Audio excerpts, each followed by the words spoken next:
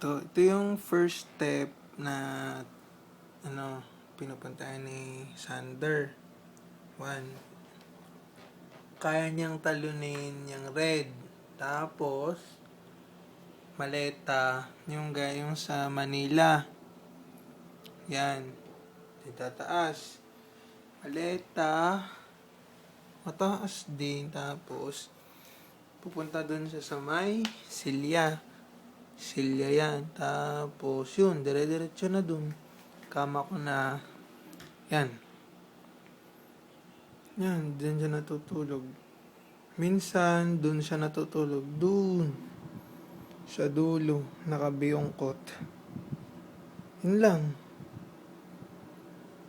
Tapos, yun lang. Ito, Silya.